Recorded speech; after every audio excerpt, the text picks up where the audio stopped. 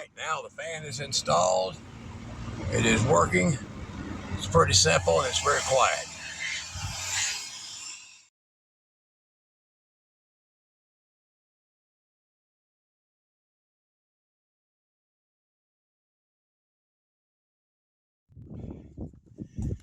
There's where the rot is at. Lots of rot. See it? All right. Now let's get up to one of the most disturbing things I've seen on a roof in a while. Something that a contractor should have literally been fired and prosecuted for. There's the inside of the house. Literally. These guys cut away the flashing that went to the shingles. They just cut it away. They didn't put any back. Look. Let me get a better look. Hopefully this will be good. Look. There's where your snakes go in. This is the most disgusting chimney flashing I've ever seen, literally, in my life. Look at this. They just dumped caulk in here, but there's nothing. It's rotting. There's nothing. Why in the hell somebody don't get up on a roof sometimes? Here's the other one that's going to really make you upset. When they put this in, whoever did this was too lazy. This is the water flows this way.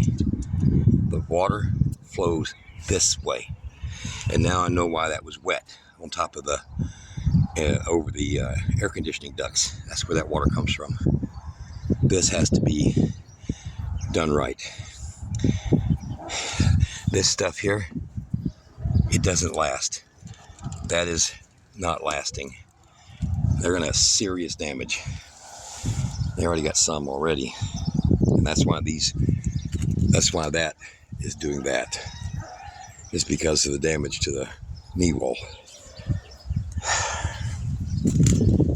Everything else looks okay. The valleys are okay. The trees are too close, way too close. And they're causing a lot of problems. And this is how the snakes are getting in. So the snakes, they just get to go up the tree. I'll show you here. And there's a lot of slick slime on here. And then they get to come right up inside of those tubes, right there. They get to come right up and they get in the house because that's only about 8 inches of space and it drops right straight into the attic. And they come up through here. Nice traffic area. Nice. Pretty on a house. But as you can see over here where the holes are getting rubbed through by the limbs, it's rubbing holes through the metal roof. See them right there? Rubbing holes through the metal roof. That's got to be removed. All right. So the snakes can come all the way up the roof and they can just go in here. And it actually has a gap about that wide. Once they get in, their only option may be going inside the house to get out. Or they can go in through those right there. See if I can point it. See that? Come up the valley, go right in that and drop in. They only used the 28-inch flashings, valley flashings on this. Which is, this is Texas, that's stupid. But this is the crazy part. This is what we're going to refer to as Miss Sherry's garden. Rooftop garden at that. All right. The fireplace has got to have a full cap job done on it. That is the only way to save that roof. Because I can put my fingers through the wood, it just rots, just falls apart. And all that flashing you see peeled up, that's what the guys that did this did.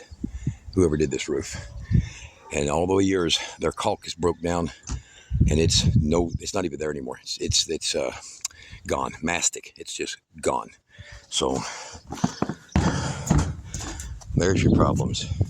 Of course, this roof out here is literally 1 degree of fall and it has no choice but to, with a little bit of wind, come right back underneath. They should cut the pipes over here and lower it 1.5 inches and it'll reduce a ton of that.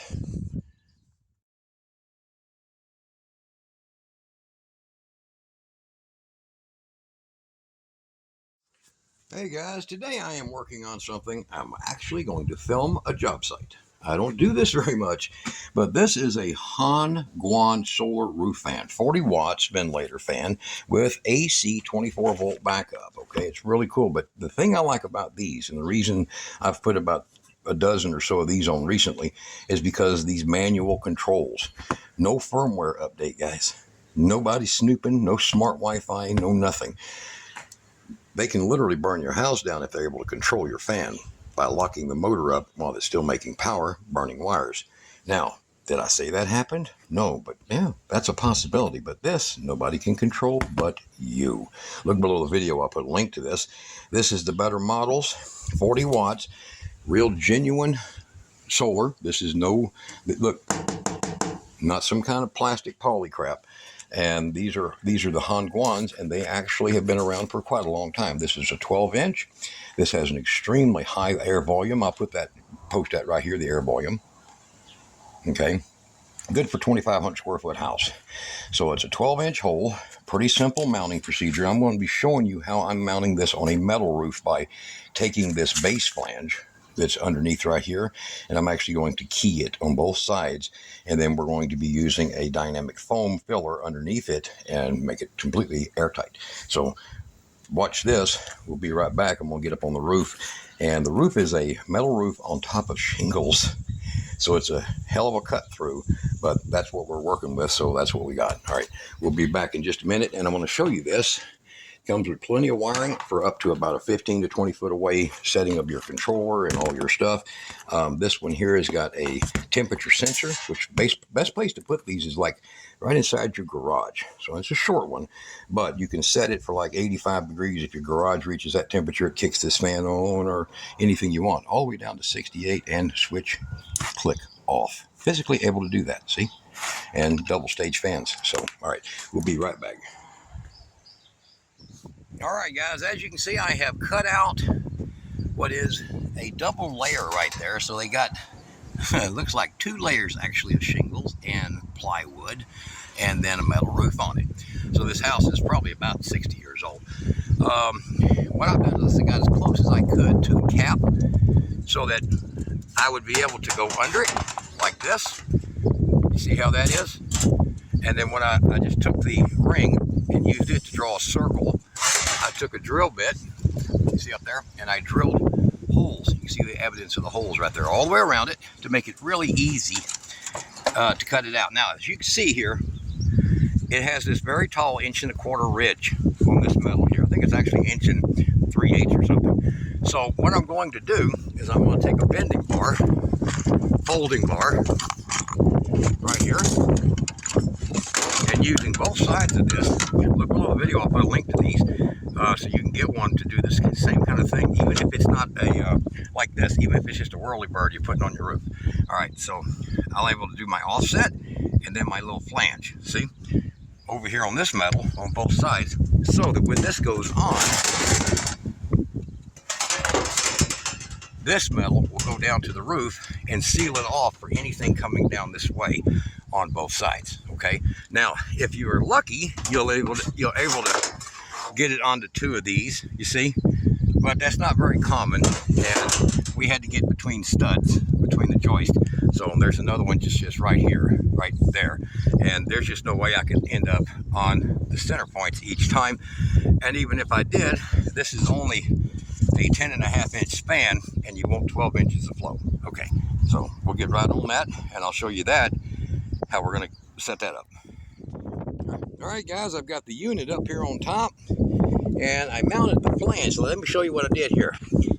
So when you got a high roof like this right here, you need to make sure that you can take and do this. So what I did is I just took a piece of steel pipe and I bent it around it, and then I took a 1-inch bending tool. I'll put a link below the video to that tool, and made myself a flange. So now, as you can see over here on the roof, we're completely set up right here. I've got 1 screw left to put in, and we're good. I have put neoprene seal up inside on both sides and put it in with Flex 230. Isn't that nice?